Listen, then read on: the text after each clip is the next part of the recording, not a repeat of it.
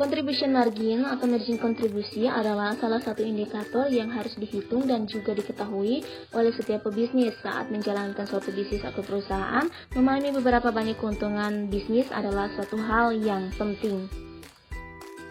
Banyak para pebisnis melihat indikator keuntungan suatu bisnis dari nilai margin profitnya, di mana margin profit sederhananya akan mengukur seluruh jumlah total pendapatan dan penjualan setelah dikurangi dengan berbagai biaya yang terjadi.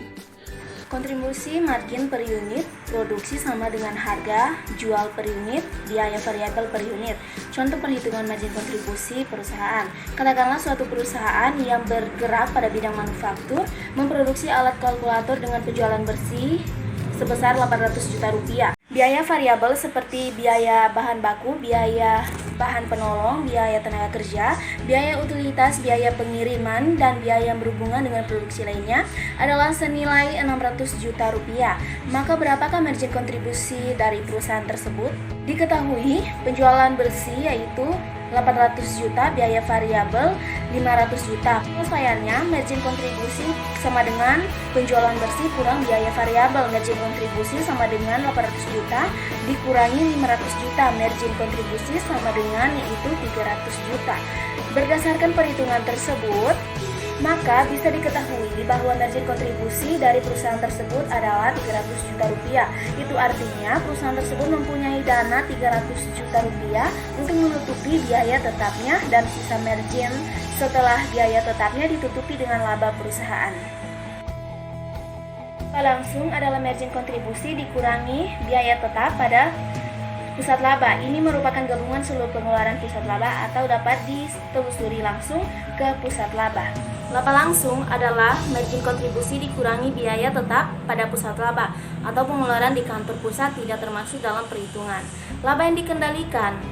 Laba langsung dikurangi beban biaya korporat yang dapat dikendalikan oleh manajer pusat laba. Contoh biaya yang dapat dikendalikan yaitu biaya layanan teknologi informasi.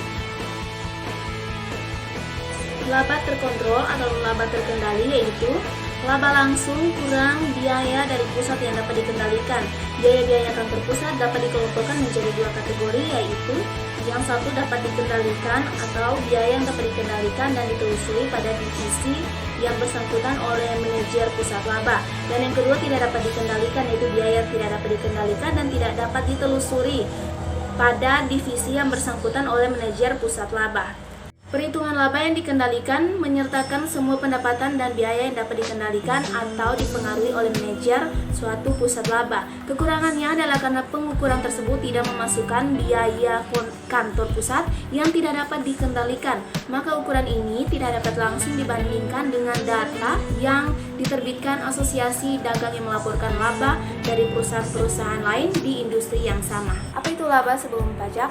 Laba atau pendapatan sebelum pajak atau earning before tax adalah jumlah laba yang dimiliki sebelum dikurangi biaya pajak yang wajib dibayarkan. Nilai laba ini akan menunjukkan berapa banyak laba yang diterima perusahaan dari kegiatan operasionalnya tanpa embel-embel biaya pajak. Oleh karena itu, laba sebelum pajak sering juga disebut sebagai laba operasional. Nah, perlu diingat juga bahwa pajak bukanlah bagian dari aktivitas operasional perusahaan, sehingga perhitungan pajak harus dikeluarkan dari analisis probabilitas. Selain itu, setiap negara punya kebajikan pajak yang berbeda, sehingga jika analisis probabilitas perusahaan antar negara dengan perhitungan pajak, maka akan terjadi bias analisa. Apa itu net income? Net income atau pendapatan bersih atau laba bersih adalah uang yang sebenarnya yang dimiliki dalam arti uang yang dihitung dari perusahaan penjualan dikurangi harga pokok penjualan, penjualan biaya umum dan administrasi, biaya operasi, depresiasi, bunga, pajak, dan biaya lainnya. Ini adalah angka yang berguna bagi investor untuk menilai seberapa besar pendapatan melebihi biaya organisasi. Angka ini muncul di laporan laba rugi perusahaan dan juga merupakan indikator probabilitas perusahaan. Pendapatan bersih biasanya dihitung per tahun untuk setiap tahun fiskal. Item yang dipotong biasanya akan mencakup biaya pajak, biaya pembiayaan atau bunga, dan hak minoritas.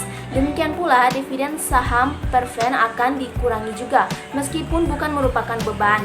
Sedangkan untuk keperluan bisnis, net income sama dengan jumlah yang tersisa setelah dikurangi semua biaya dan pengeluaran dari pendapatan. Perusahaan publik penggunaan net income untuk membantu menghitung laba per saham.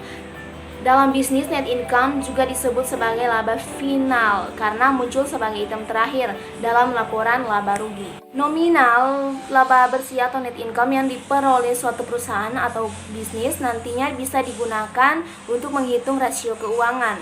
Rasio keuangan yang dimaksud adalah seperti earning per share atau rasio laba per saham dan net profit margin atau margin laba bersih.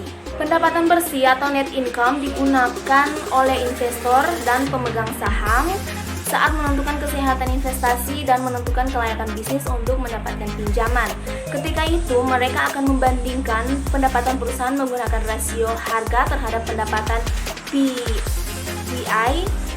Rasio ini menyatakan berapa banyak investor membayar atau harga saham untuk setiap dolar dari laba bersih yang dapat dihasilkan perusahaan. Pendapatan bersih yang rendah atau bahkan negatif menyebabkan penurunan nilai saham perusahaan yang besar.